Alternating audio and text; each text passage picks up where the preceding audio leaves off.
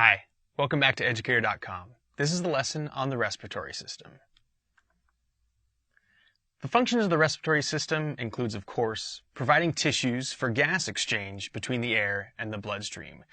Every animal needs gases to help them do aerobic respiration, and we're definitely one of them. We need oxygen gas being supplied to our tissues all throughout our life, especially the ones that are working really hard, like our muscles and our brain, of course. So having that tissue for getting gas into the body effectively and getting rid of the gas that's waste, that's very important. And along with that, the action of moving air in, the inhalation or inspiration, and moving air out of the body, exhalation or expiration. That's very important as well. It's a part of it. Also, the lungs, etc., protect the body from dehydration, temperature fluctuations, the entrance of pathogens. It's not, of course, just the lungs. It's a lot of the upper respiratory parts, and in addition to the lower respiratory parts, are participating in this. Dehydration, the losing of fluids, it doesn't just happen through sweat. You could lose fluids out of this passageway. After all, it is an entrance, exit into the body. The temperature fluctuations, you don't want to have cold air coming in. Let's say you were in a very cold part of the earth. You're in the Arctic and you're breathing in air that is below freezing. That would be harmful to your body. So every time you breathe in air, your respiratory tract is warming that air and moistening that air so that it's not as harsh to your body. And of course, the entrance of pathogens. You don't want bacteria and viruses that you're inhaling to constantly invade your cells. So the majority of that stuff that the average person inhales is not going to attack their tissues because the respiratory tract and respiratory system is defending your body. And of course, producing sounds, vocalization. I'm doing it right now. When I expel air across my vocal cords and I manipulate them in addition to my mouth, tongue, etc., you're going to hear speech. So when it comes to the breakdown of what's in the respiratory tract, we can look at the upper respiratory tract and then the lower respiratory tract. So the upper respiratory tract is going to include everything from the nose down to the throat. And so if we start with our first slide here, we're going to begin with the external nares. And that is a fancy term for nostrils. So these are my external nares. The hole that actually leads into that opening, into your respiratory tract, we can call the vestibule. And vestibule basically means like entrance or doorway, and there are other parts of the body where the term vestibule is used. So here, the actual holes in my nostrils, that entrance is called the vestibule. The nasal septum. Septum is a term used in other parts of the body as well, like there's a septum in your heart that separates, for instance, the two ventricles from each other. And in this case, the nasal septum is separating the two sides of your nasal cavity, where your nostrils are, and the nasal conchae.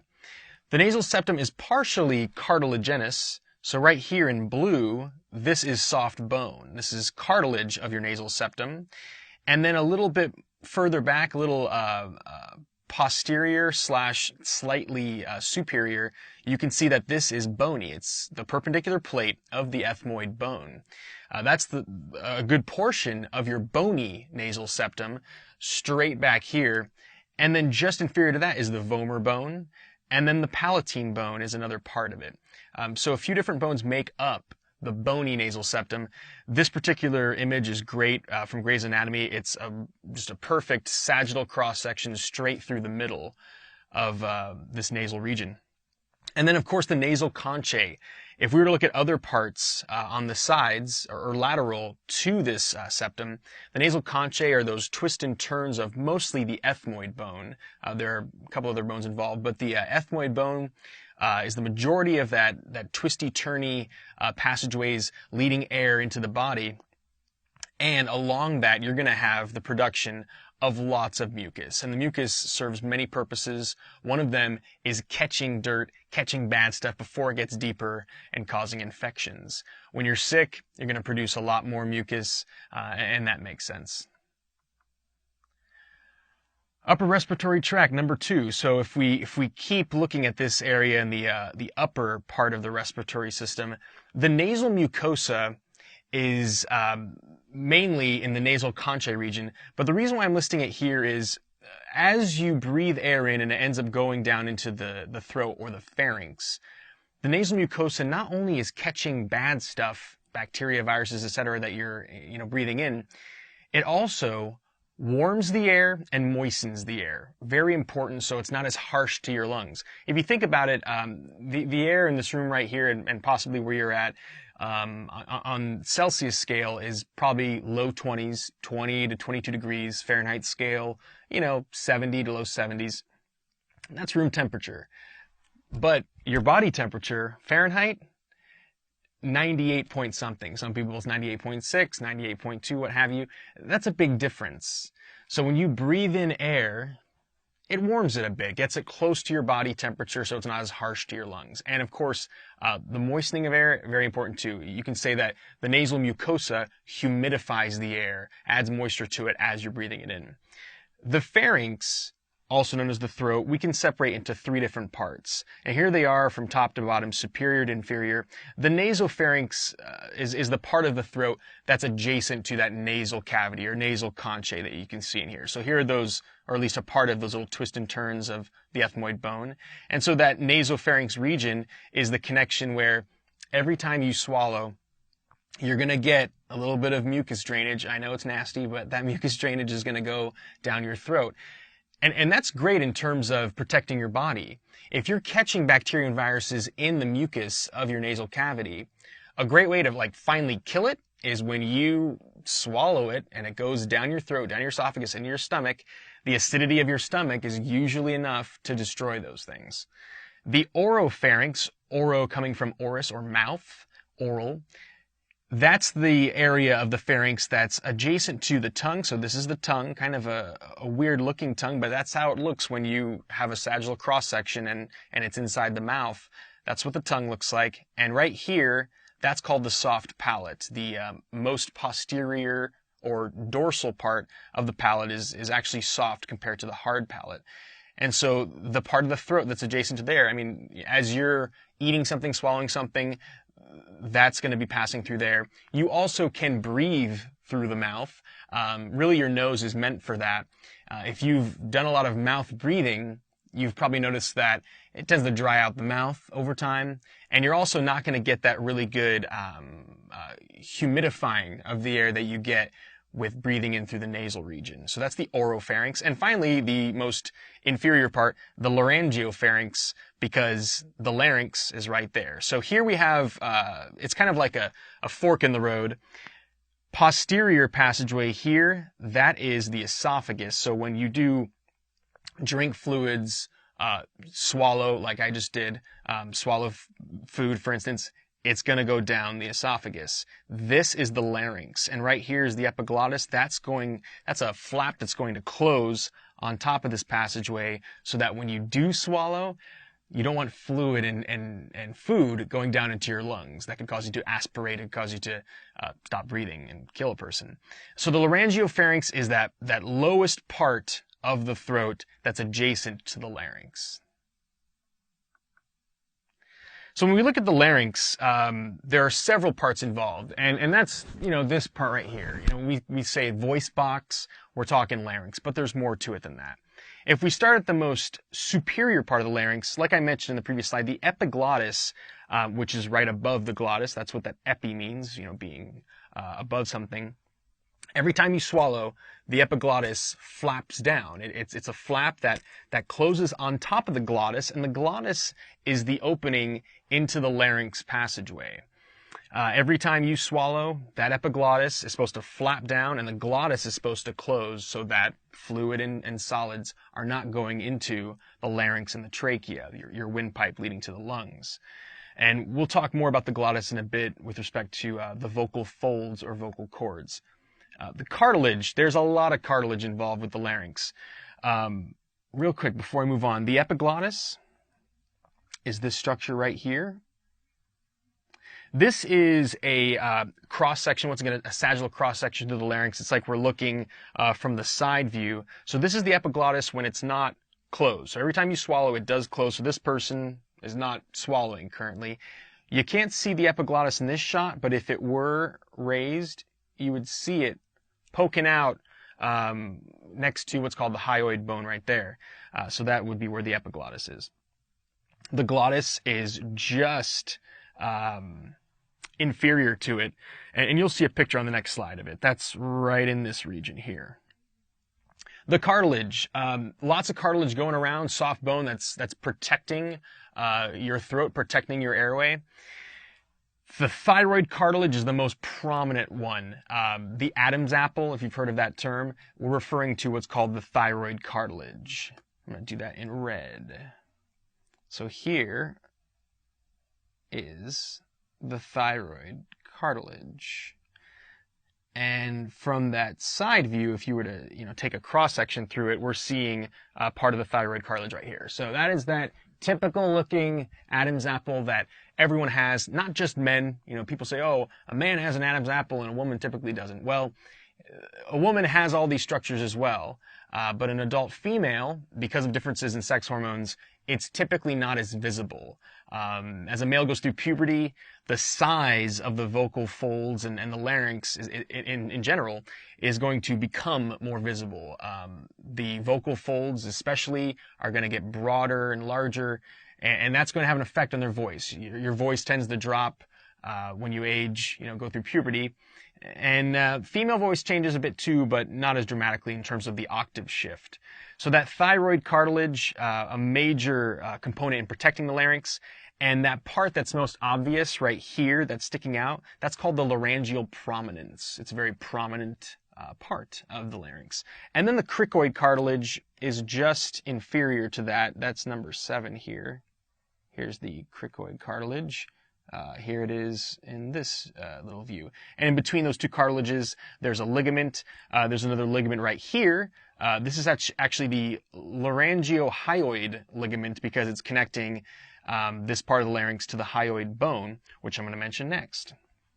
So the hyoid bone is an interesting bone because, to my knowledge, it's the only bone that I can think of that does not articulate with any other bones in the body. It is not directly touching any other bones. And if you think about how bones work, typically bone is next to bone in a joint, whether it's a fused immovable joint or a movable joint. But in this case, the hyoid bone is up here. I'm touching it right now. And it's held in place by muscles, ligaments, tendons. It's not actually touching any other bones. It's very close to the mandible, the lower jawbone, but it's not quite touching it. And the purpose of the hyoid bone is once again, like these other things, partially protective, but also it's for anchoring parts of the throat muscles and the tongue that helps in swallowing. So that's the hyoid bone. And then ligaments, I already mentioned some of them, ligaments here, ligaments all over the place. And remember, ligaments connect bone to bone or cartilage to bone. And then the vocal cords. You'll see a better view of the vocal cords on the next slide if you look down into the throat and look at the top of the larynx, like through, let's say, a little camera. As someone is talking, you can see there's slight little vibrations going on as air is expelled past the vocal cords. And depending on how they vibrate and the structure of those vocal folds, that's going to give you different pitches and different sounds. So sound production. Air passing through the glottis, the open glottis, vibrates the vocal folds and produces sound waves. This is a great view. This is an actual camera shot looking down into someone's, the top of their larynx and through the pharynx. And the glottis is this opening. The epiglottis, which you can't see in this particular image, is actually right in front of it, and it's currently not down because this person is expelling air, this person is talking. When you swallow, remember the epiglottis does close over this opening. Here's the anterior part. This is the front part. The posterior part is actually down this way. Diameter, length, and tension of these vocal folds, the vocal cords, changes the pitch. So here are the vocal folds right here. If we were comparing the average male, average adult female, typically the diameter and length is going to be larger in an adult male compared to the female. What we have control over is the tension. Depending on how tense we make them, that's going to change pitch. So if I go, I am actually changing the tension. I'm making the vocal folds thinner. Then if I go, oh, I'm making them wider. And if you play a stringed instrument or play the piano, you're familiar with this. On a guitar, the particular strings that make the lower pitch notes, those are thicker strings, and the really ding, ding, ding, ding, those other strings that actually do the higher pitch ones, they're thinner. And it's the same with the piano. Remember, piano's hammers hitting strings, the ones at the far right end, they're going to be thinner than the really low notes at this end. And so that's how it works in terms of making different pitches. And like I said before, in general, adult males have thicker, longer chords compared to a female. But there, of course, are exceptions. That's a generalization. Speech, what I'm doing right now, is a combination of phonation, just making sound, and articulation, actually making different types of specific noises and specific manipulations of that sound. So phonation is just the process of expelling air as I'm exhaling, as I'm expelling air past the vocal folds in this glottis region. But articulation is when you take that sound and do what I'm doing right now. Movements of the mouth, lips, and tongue are going to manipulate that sound to make speech that's audible and understandable to somebody. If I didn't have my tongue, I could not make a wide variety of noises or letter sounds. So a T, when you make a T sound, there's a very specific movement that your tongue has to make to make that T sound. If my tongue wasn't there, I'd still have the phonation ability, but my articulation would not be there. Trachea. So we are now into the lower respiratory tract. Remember that the upper respiratory tract is from the nose to the pharynx. We just started the lower respiratory tract with the larynx, and we're definitely in the lower parts here. So the trachea, if you follow the path of your larynx, right here, I'm actually touching part of the trachea. If I press in, not too much, because I don't want to, suffocate myself, but if I press in a little bit, I can feel little rings here. And as I'm talking, I can actually feel vibrations, air going up here and then through the vocal cords, etc. So the other parts of the trachea you can't feel because it goes behind the manubrium, these parts of the sternum, but you can touch this part. And actually, this is where they would do a tracheostomy or tracheotomy to bypass the upper respiratory tract to help someone breathe. And I'll talk about that more in a sec. But the trachea is known also as the windpipe. This is that tube that's getting air into the lungs. It is a tough, flexible tube with cartilaginous rings. And you can see those rings, as I mentioned a second ago. I could feel them if I rub right here. Those cartilaginous rings are kind of C-shaped, but pointing this way, because the posterior or back portion is really not covered with cartilage in the sense that the anterior portion is. And the reason behind that is, if you remember from the previous slide, the esophagus is behind it. The esophagus is that food tube or liquid tube that's posterior to this. So every time you swallow and a chunk or bolus of food is being moved down your esophagus, you want slight flexibility for your trachea to kind of accommodate that. So there's slightly less cartilage in the posterior portion so that there is a little bit more flexibility when you do swallow something. So it is slightly flexible, not as much as these more posterior parts of the respiratory tree. We're going to get to that in a bit. Respiratory epithelium. So if you watch the previous lessons on the different types of tissues in the body and what epithelium is, epithelium, a reminder, is those cells that cover the outer surface of an organ or the innermost surface, usually where there's a passageway, a lumen for air, liquids, foods to go through. In this case, air is passing through every time you breathe in, every time you exhale, air is going back and forth. And the respiratory epithelium, if you were to zoom in to what's going on in the innermost part, the lumen of the trachea, and then the lumen of the entire respiratory tree, you would see cells that are filled with cilia. And these cilia look like hairs. It kind of looks like a shag carpet. My grandmother's house, the house she used to live in, had a green shag carpet, very 70s. And really, cilia looks like that. And they're constantly brushing up mucus, constantly. If you didn't have those cilia bringing mucus generated from down here up and out, up into the throat, you could drown in the fluids that are produced in the lungs. Every time you hack a loogie, that's where that loogie, that spit is coming from. Yes, some of it is saliva, but we experience that when we have a cough, when we are sick and there's excess mucus production. We really do notice what those cilia are doing. People who smoke tend to destroy the cilia lining these passageways, and we don't typically regenerate them. So when you lose the cilia, you don't get them back. And that's why somebody who's a chronic smoker, smoking for years, is more likely to get pneumonia, an infection associated with basically too much pooling of fluids in the respiratory passageways. But a healthy person is able to get those fluids up and out. And the mucosa here in the trachea resembles that of the more superior structures. The production of mucus here is very similar to what you're going to see in the mucosa of the nasal passageways and into the pharynx. When we go a little bit more inferior, we get to the bronchi and the bronchioles. Bronchioles basically means miniature or tiny bronchi. So this is plural, the word bronchi. A bronchus, we would replace the I with a US, is one of them. So here, right here on this picture, is one bronchus. Here's the other bronchus. And these are actually called the primary bronchi. Primary bronchus on the right, and this is the left primary bronchus. So there is one for each lung. This is an anterior shot. We're looking through the chest of this person. So even though this is on your left, this is where the right lung is. This is where the left lung is. So right primary bronchus, left primary bronchus.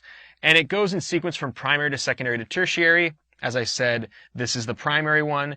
These in here would be your secondary bronchi branching off of it, and then you get into your tertiary bronchi. So it is like a branching tree that's upside down. And they do get smaller diameter as you move along, and they have less and less cartilage. By the time you get to what are called the bronchioles, which are branching off of all of these tertiary bronchi, you're not going to have any cartilage at all. And the purpose of that is as you move through and you get less and less cartilage, you're able to expand and contract those passageways more. The cartilage isn't kind of inhibiting it. And that's good in terms of like getting more air or less air into your lungs when the need is there. And yes, smooth muscles are lining the bronchi and bronchioles. Those smooth muscles, especially at the deepest parts, especially at the ends, are going to allow for dilation and contraction of these passageways. The bronchioles, as I said, are like little tinier branches that are coming off of the tertiary bronchi. The tiniest little branches leading to the leaves, and the leaves, if we're going to continue that analogy of a tree, would be the alveoli coming up in the next slide. With the little drawings I'm making here, I'm not even doing it justice. There are so many bronchioles. And like I said before, the cartilage that you see, these little grayish rings, you can see they get reduced and reduced as you get into the tertiary bronchi. When you get to the bronchioles, no cartilage. And you're having a much thinner tube. You've got that respiratory epithelium still in there. And you have a greater degree, percentage-wise, of expansion and relaxation, or dilation and contraction. When I said expansion and relaxation, that's actually the same thing. It's dilation and contraction or constriction. So here are the proper terms: bronchodilation versus bronchoconstriction. When it comes to manipulating your blood vessels, it's known as vasodilation and vasoconstriction. So here we just replace that prefix with something that corresponds to the lungs. Bronchodilation is the expansion of bronchioles and other passageways in the lungs, and bronchoconstriction is the opposite. Bronchodilation tends to be associated with the sympathetic branch of the autonomic nervous system. That came up in nervous system lessons from before, that fight or flight response. You want to get more volume of air into your lungs with each breath. When you're relaxed and in the rest and digest or parasympathetic mode, that's going to be more associated with the bronchoconstriction. The alveoli, like I mentioned a moment ago, those are the leaves, in a sense, on this respiratory tree. And they're the air sacs within the lungs. It's like the final destination for the air flowing through your respiratory tree. So these air sacs, this is a nice animation of what they look like. Here's a little alveolar bundle, and each of these is an alveolus. So this little sphere, alveolus, alveolus, alveolus, they are one cell thick. So if you take a cross section through one of these microscopic air sacs, you would see that they're all just surrounded by one cell thick. And so here's one cell with a nucleus, one cell. That's a single alveolus. And inside there, that's the lumen. That is the space where air can travel into. And this is made of simple squamous epithelium, which came up in that tissues lesson from before. Just like capillaries, the smallest blood vessels of your body, being one cell thick, these are also one cell thick. And this is very interesting. Right here, when we look at the red and the blue, that's a capillary network surrounding the alveolar bundles. And it's great that air only has to pass through two cells. It passes through the cells of the simple squamous epithelium around this alveolus, and then it goes into the capillary. And the wall of that capillary is also simple squamous epithelium, and so you have very adequate diffusion. Think if it was like 10 cells thick, it would be harder for air to travel through. It wouldn't happen as quickly and as efficiently. Each lung has approximately 150 million alveoli. So about 300 million alveoli in your lungs as a whole. That's amazing to think about. And these are very tiny air sacs. People who tend to smoke tend to damage these little borders between the alveoli. They tend to pop them and make the holes bigger, the spaces bigger in their spongy lungs. And you might think, well, if they make the spaces bigger, oh, that's great. Then they can get more air in there. It doesn't work that way. You want to have a large surface area, meaning having lots of different tiny bubbles or tiny alveoli is going to make it more efficient in terms of getting a lot of air into your bloodstream rather than having bigger holes. So that surface area is very important. I've read that if, this is an approximation, if you take all the alveolar parts, all the alveolar membranes, the simple squamous epithelium, and if you were to like take them out of a body and lay them out like little tiles, it would cover a tennis court. That's amazing to think about, that tissue is in your lungs. So like I said before, every alveolar bundle is surrounded by a capillary network, which you see in this picture. That capillary network is getting oxygen into the bloodstream and getting CO2, carbon dioxide, into the alveoli for expiration or exhalation, getting it out of the body. Also, you see these little green lines. The green parts is the lymphatic vessels, lymphatic tissue, which has to do with protecting your body, your immune system. So you do have this great kind of security checkpoint in a sense, so that if viruses or bacteria get through the upper respiratory tract all the way through down to the bottom of your respiratory tree, you have this last line of defense before something enters your bloodstream to deal with it and take care of it. And also with this little cross section, if you were to look really closely at what's going on there, you would see macrophages, giant white blood cells that eat up bacteria and viruses. You would see them kind of patrolling along and sitting there waiting for something to come by and eating it up.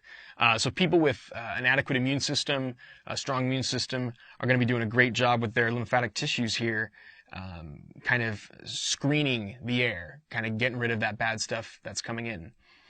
Surfactant is the last thing I want to mention with respect to these alveolar bundles. Surfactant is a chemical that's a combination of phospholipids and protein that has to do with reducing the surface tension. So if it wasn't for surfactant, your alveolar sacs would tend to collapse. We don't want that to happen. Surface tension is a good thing because it has to do with getting stuff out of the air into water. And we want to get stuff out of the air, specifically oxygen, into the fluids of the body, into through the alveolar wall and into our capillaries. But if the surface tension is too high, these little bubbles, you can think of them as being like little bubbles in the air. They would collapse. They would cease to be how they should be. So surfactant is this secretion right next to that liquid part of it that helps keep the alveoli expanded properly so that we can continue to breathe air. Now, if you don't have enough surfactant, the little air sacs could collapse. And the problem, one of the many problems with some premature babies, is if they're born very early on in the third trimester, let's say they're 2.5, 3 months premature, not only are their organs in general underdeveloped and they're very small weight and they tend to lose heat fast, there's a lot of factors that are a problem, but the amount of surfactant that baby has produced is not nearly what it should be when they're born. So they actually will supplement their little premature body with surfactant so that their lungs can maintain the alveolar integrity in terms of them being expanded enough to continue to get air into the body. The lungs as a whole, these spongy organs that have that respiratory tree inside of them, the right lung has 3 lobes. It's a bit bigger than the left lung, which has 2 lobes. And once again, this is an anterior or ventral shot. Here is this person's right lung. Here's this person's left lung. And you can see there's this little indent here where the heart should be. So that little nook right there is where the heart is nestled. So that is why the left lung is a little bit smaller, to accommodate the heart.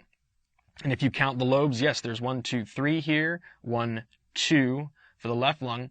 There are deep fissures, little borders between the lobes. Right here is a horizontal fissure. Here's an oblique fissure, a diagonal one. Here's another oblique fissure. The right lung is a bit broader, left lung longer, ever so slightly. So if you were to look at the right lung, it is a bit wider. The left lung, a tad bit longer. And the reason why is if you look at where the liver is situated, the liver is more on the right side of your upper abdominal cavity. So the left lung doesn't go down quite as far to accommodate the liver, which is right here. Of course, the border between the thoracic cavity where the lungs are and the abdominal cavity is something called the diaphragm. I'm going to mention more about that in a bit.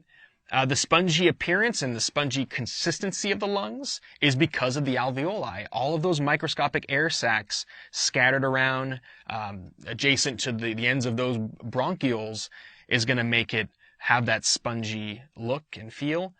And the lungs are surrounded by membranes. So there are 2 membranes. Each of them are pleural membranes, not plural like more than one, but pleura. The pleura, you have 2 of them. One of the membranes is directly on the lungs. Then there's a liquid layer between them, and then there's pleura on the inside of your thoracic wall, or the thoracic cage where the ribs are. Speaking of pleura, like I said, they're the membranes that surround and protect the lungs. It's 2 layers. So the parietal pleura, on this particular image, they call it the costal pleura, because remember, if you saw the lesson that has to do with the ribs and the axial skeleton, the costal term means ribs. So the muscles between the ribs, it's called the intercostal muscles. There's costal cartilage, which is right in here. You can use that term too. So whether you call it costal pleura or parietal pleura, it's adjacent to the inner thoracic wall and the diaphragm, which is the muscle right below the lungs, or inferior to the lungs. The visceral pleura is the one that's right on the surface of the lungs. So that is adjacent to the more superficial part of the lungs. We can call that the pulmonary pleura. Remember the word pulmonary, this happened, we went over this in the heart lessons, or blood vessel lessons. Pulmonary always has to do with the lungs. So instead of using the term visceral pleura, you might see it called pulmonary pleura in certain textbooks. So what's the deal here? Not only is it protecting the lungs, but that liquid that's in between. So you can see that this black region is the cavity that the 2 pleural membranes forms. And over here, it's actually adjacent to the pericardium, that sac surrounding the heart. What's the purpose? Well, it helps keep the lungs elastic. If the amount of pressure that's inside of this pleural region were to be changed, it would change the ability of the lungs to expand and contract adequately. For instance, let's say there was a hole. It's called a pneumothorax. If a hole was in one of these membranes and air could leak in or out, you could get a collapsed lung, even if it's a tiny, tiny hole or puncture. So that just goes to show you that there is an importance to have that elasticity remain adequate. And it's also lubrication. Just like with the fluid that's inside the pericardial sac for the heart, the fluid around the lungs, it's like keeping it a well-oiled machine. You are expanding and relaxing your lungs all throughout the day, every day of your life. So not only is it helping to maintain the elasticity of the lungs, but it's also for lubrication because they're moving constantly. So the breathing mechanism, how do we actually physically breathe? The diaphragm has a lot to do with it. So right under the lungs, so let's say here are the lungs.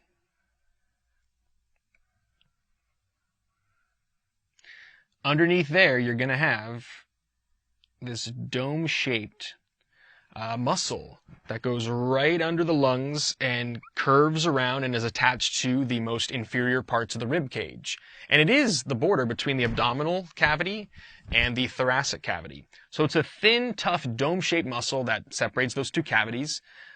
Contraction expands the thoracic cavity. So think about it this way. Every time you take a deep breath, the diaphragm moves down. So imagine that my hands here, the diaphragm, when I go, the diaphragm moves down like that. And when I exhale, it moves back up. And it takes the pressure inside of here, and when you take that pressure, that gas pressure, and you increase the chamber size, it reduces pressure, and that draws air in. It's part of the gas laws.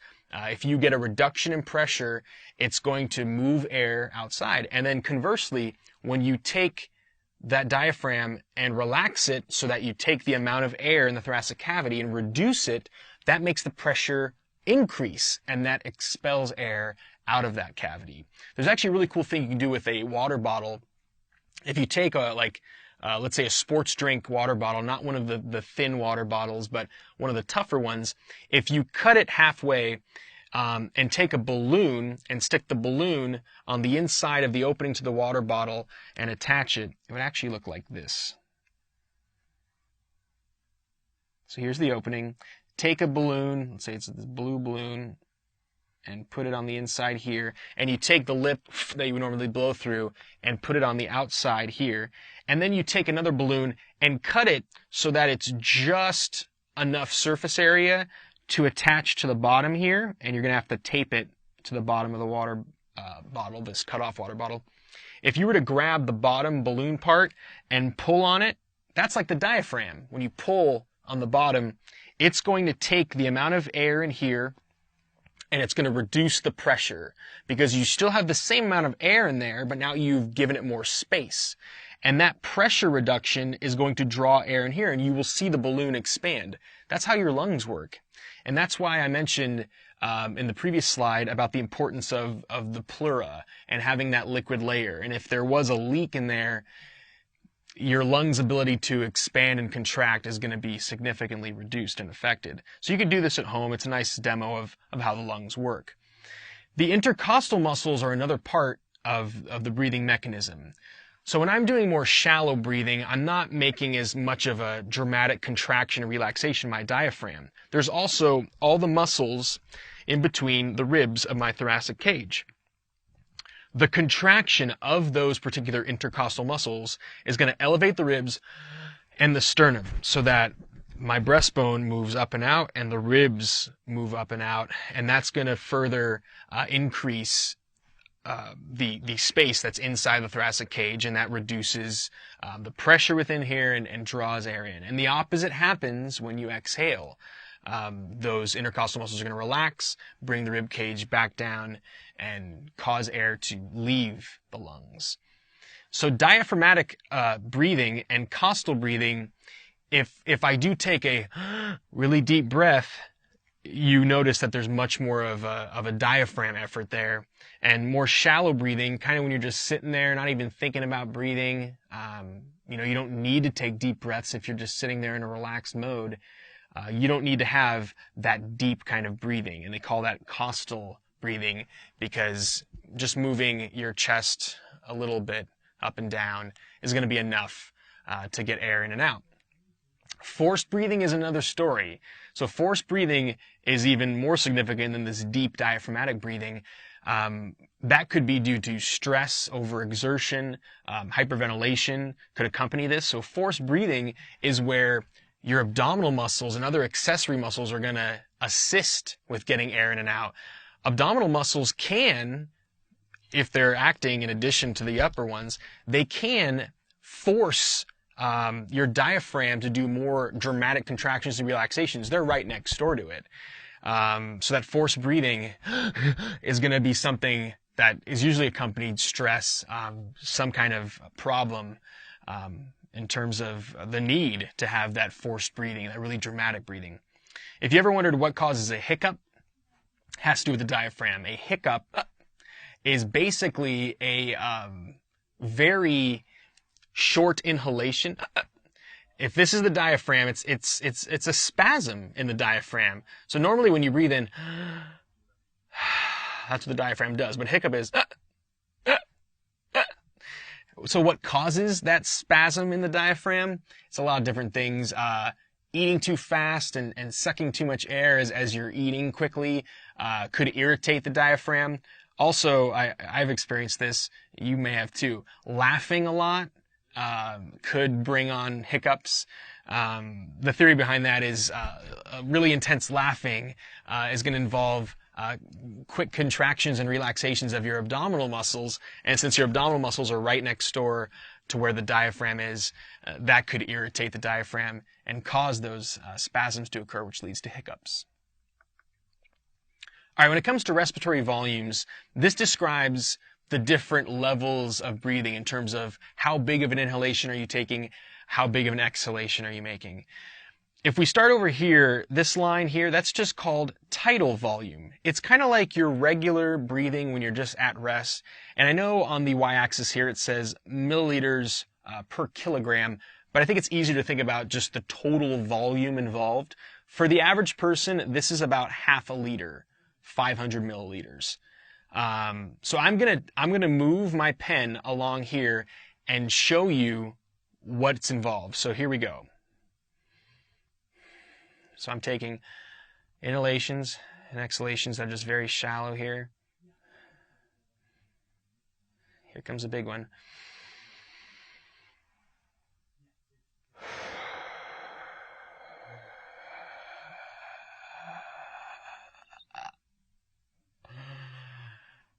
And so on. So there you saw what happened, that I went way beyond that typical tidal volume inhalation and took in as much air as I could at that moment.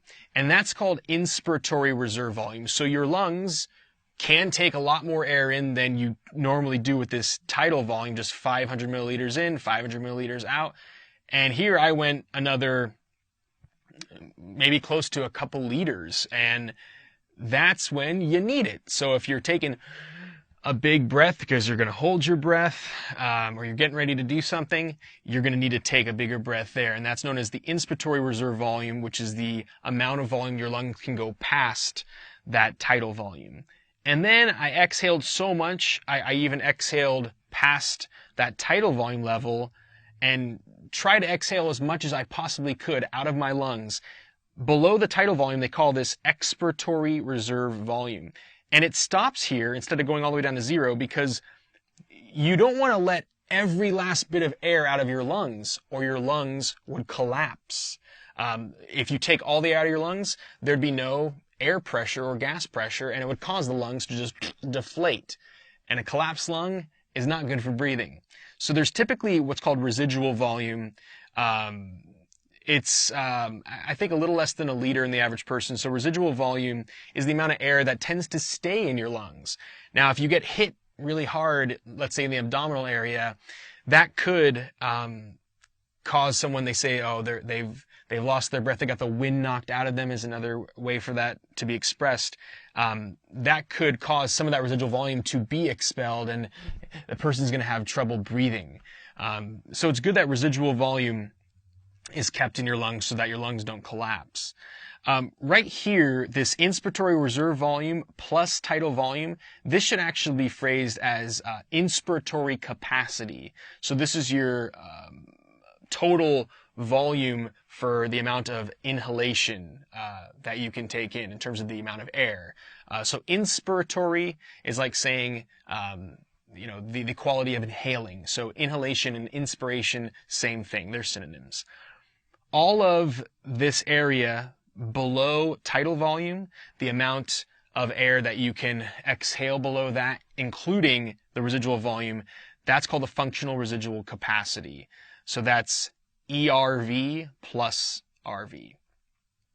And then the total amount of air from the total max you could inhale to the total max you could typically exhale is called vital capacity. That's the range you have control over. So it's a lot. And of course, you don't want to get rid of this. But if you add together the vital capacity and residual volume, that's the total volume of air that you could possibly contain in your lungs. That's known as the total lung capacity. And of course, this is variable in terms of the precise measurements. I mentioned 500 milliliters earlier for the tidal volume. In someone that's really petite, it'll be less. In someone that's really large and has really large lungs, it can be a bit more. Partial pressures of gases is what actually gets gas in and out of the alveolar sacs in your lungs, and getting it into your lungs for that matter. The major atmospheric gases, if we look at the big four, nitrogen gas, oxygen gas, water vapor, and carbon dioxide. Nitrogen gas is about 78% of the atmosphere. Oxygen gas is close to 21%. And the rest is these two and other ones that make up a tiny percentage of the atmosphere, like argon, etc. So partial pressures determine how much of each gas will flow into and out of liquid from the air. And it all comes down to diffusion. Yes, you are actively expanding the lungs and contracting them in terms of the muscles' effect on expanding and contracting the lungs, but the movement of air in and out really comes down to diffusion. You're not using active transport or ATP to drive oxygen in and to drive CO2 out. It's diffusion, which is that passive natural process. So that's why it comes down to pressures. If the pressure is higher here than here, the gas is going to go that way. And that just comes down to gas laws. It's going to drive gas to where there's less pressure. And of course, altitude can have a dramatic effect on pressure. The reason why some people get short of breath when they go high up in the altitude is because if you look at the atmospheric pressure and partial pressures of gases at sea level, there's a lot more oxygen in terms of the pressure and the amount of oxygen that's in the atmosphere at sea level. You go up, let's say, 2,000 meters, 4,000 meters, you're going up really high in the mountains. There's a lot less gas, specifically oxygen gas. So the partial pressure of oxygen at that altitude, much less. So the amount of oxygen that is then going into the liquid layers of the alveoli is going to be less. So people end up having to take more inhalations to accommodate and to get that oxygen in there. And that can lead to, like I was just explaining, shortness of breath, lightheadedness. People are more likely to pass out from having less oxygen entering their lungs. So altitude, definitely a player that makes sense in terms of partial pressures.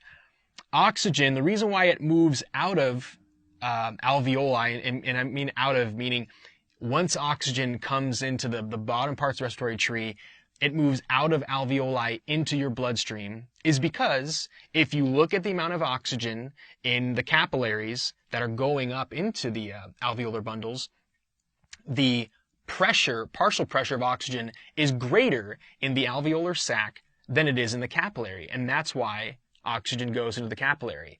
Conversely, it's opposite when you look at CO2. If this is an alveolar bundle, and here's the capillary going right next to it, and here's another capillary going right next to it,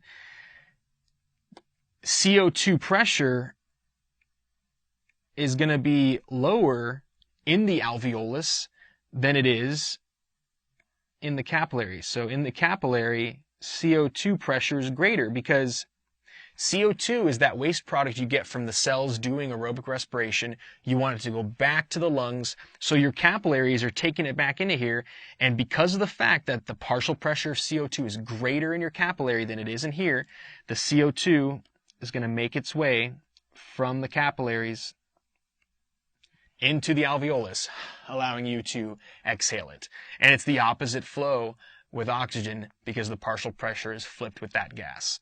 If you look at this particular graph here, it shows you in the different parts of the atmosphere and in the body how the partial pressures work. Notice with nitrogen, it's almost the same throughout. In the atmosphere, the partial pressure of nitrogen a little greater than within the body. It doesn't change much in the body. Nitrogen is such a major part of the gas that we inhale and a major part of the gas that's found in the bloodstream. That's not going to change that much. But when you look at oxygen, look at the percentage in terms of the partial pressure of oxygen in the atmosphere and how it gradually gets lower. The partial pressure of oxygen can only drive it so far deep within the body. So it does get to our cells, but the relative amount of oxygen that's in the cells of our body compared with the amount that's in the atmosphere, it's significantly less. The alveolar gas, this is the gas that's actually in the alveoli. Here's the partial pressures in arterial blood, taking that blood to the body out of the heart.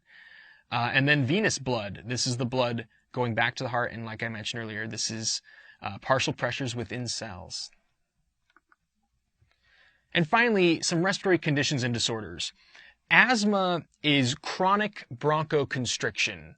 So the bronchioles in the lungs, if you have problems expanding them, that can lead to asthma. And the thing is, asthma attacks happen when somebody who has that slightly more constricted bronchial set, they do physical exertion. They let's say they're playing in a soccer game or playing a softball game, what have you, and the need to get more air into their body because their heart's beating faster and they're doing more with their muscles, that's when the asthma attack can happen. And it's not just because of physical exertion. Stress can bring on an asthma attack.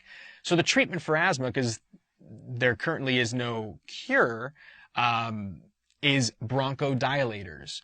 So the inhalers that people use when they have asthma or when they get an asthma attack, those inhalers, they chemically cause a dilation of the bronchioles to get more air into the respiratory tree, and they get relief from that.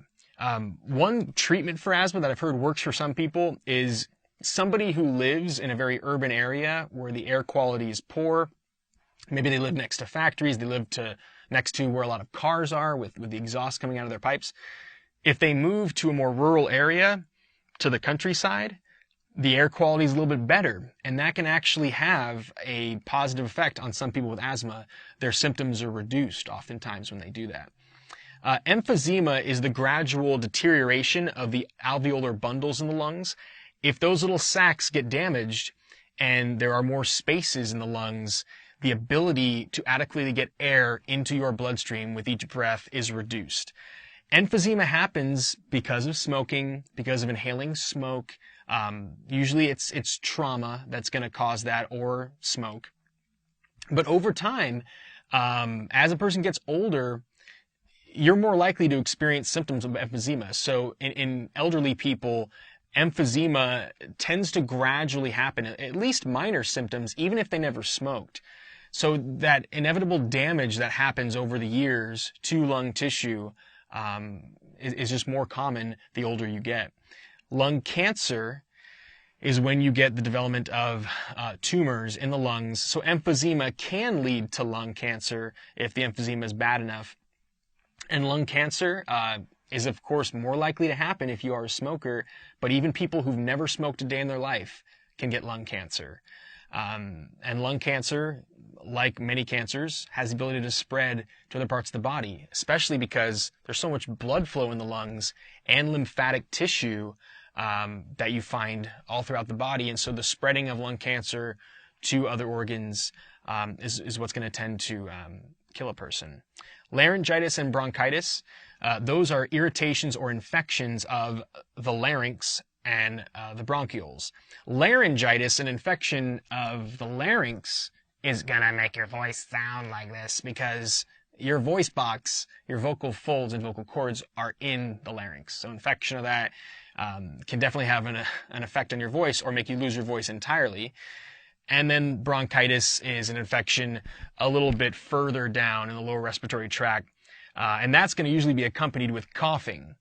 The thing with sneezing and coughing is sneezing tends to be irritation in the upper respiratory tract. So getting dust or particles into the nasal region, into the throat region is going to be, causing you to have that sneeze.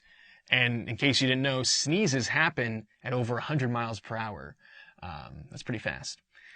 Bronchitis, or, getting deeper irritations, production of mucus, excessive production of mucus or irritation in the lower respiratory tract is going to cause coughing. And that's your body's natural ability to try to get that stuff out. Cystic fibrosis is a genetic disorder. If you took genetics in biology, it's autosomal recessive. And cystic fibrosis is when you have a problem with a certain kind of protein channel in your cells that's supposed to shuttle along an ion. If you are not able to do that, the accumulation of those ions, those charged atoms, tends to attract water because of osmosis. And cystic fibrosis leads to production of excess mucus or collection of excess mucus in organs like the pancreas and the lungs. So cystic fibrosis does affect the lungs. It's one of the main places that you get the negative consequences of cystic fibrosis. There is no cure, but there are treatments for this disease. Decompression sickness, also called the bends, tends to happen because of dramatic altitude changes, or more commonly, if a scuba diver has dove really deep and they come up way too quickly to the surface because they were down low and they had a highly compressed oxygen tank getting oxygen to the lungs. If they don't go up gradually and adjust the pressure and let their body reacclimate, going up way too fast to the surface is going to cause a dramatic accumulation of nitrogen gas in parts of their bloodstream. And it can kill a person. And it can be very painful in terms of the accumulation of nitrogen gas in the joints. So if you do have somebody who gets decompression sickness or the bends, you want to take them to a hospital nearby where they're going to have a hyperbaric chamber, and that can cure the bends. In some people, it just happens too quickly and too dramatically, so it can result in death.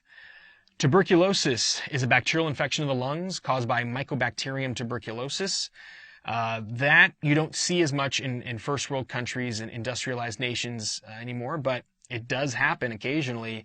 And when this bacteria gets into the lungs and goes through a binary fission, the bacteria divides and moves around the lungs, you can get the development of these things called tubercules, these little sacs of bacteria. And as they grow, and as these the bacterial colonies continue to grow, the tubercules they can break and cause bleeding, cause massive lung bleeding, and that's why the coughing up of blood is associated with tuberculosis, and it used to be called the Red Death. So if you don't get the treatment with antibiotics early on, it can lead to death. There's a test they do where they make a little injection in your forearm, and there's a little puffy bump. And you go back a couple of days later, and if the bump's gone away, that means that you don't have antibodies to tuberculosis. You've never been exposed to it. It means you're not sick with it. If that bump does not go away, it means you've been exposed to TB. You've been exposed to tuberculosis, that particular bacterium. Just because you've been exposed to it and it's gone into your body, it doesn't mean you have the infection. To see if they actually have the tuberculosis colonies in their lungs, they do a chest x-ray, and that chest x-ray will reveal whether or not you have those little tubercules, those little sacs, and they appear in an x-ray, and if you have them, that means you are sick with tuberculosis. SIDS, sudden infant death syndrome. This kills thousands of babies per year in the United States alone. All the answers with SIDS are not known, but what they do think is that the way you place your baby in the crib can have an effect on whether or not SIDS can happen, but it's not foolproof. So SIDS, it typically happens when the baby has gone to sleep. They stop breathing, turn blue, and pass away. They think that one of the parts of the brain in babies that has to do with it is early on in that infant's life, the respiratory centers associated with the medulla oblongata and the lower parts of the brain are still establishing themselves with how they connect to other parts of the cerebrum and other parts of the brain, and that might have something to do with it. So if you do have an infant child, talk to the pediatrician about how to maximize the chances that the baby will not die from SIDS. Pneumonia is, it could be viral, but it's typically a bacterial infection that causes production of lots of mucus at the base of the lungs where you have those bronchioles and alveolar bundles. And pneumonia can be fatal. It can be cured, but it does lead to death of some people. It's going to tend to kill somebody who is much older, who has been a chronic smoker, because like I mentioned earlier in the lesson, people who smoke a lot tend to damage the cilia that are meant to sweep up the excess mucus so that you don't drown in your own fluids produced down there. So pneumonia has to do with basically drowning in the fluids within the lungs, but it can be cured. A pneumothorax, like I mentioned earlier, is getting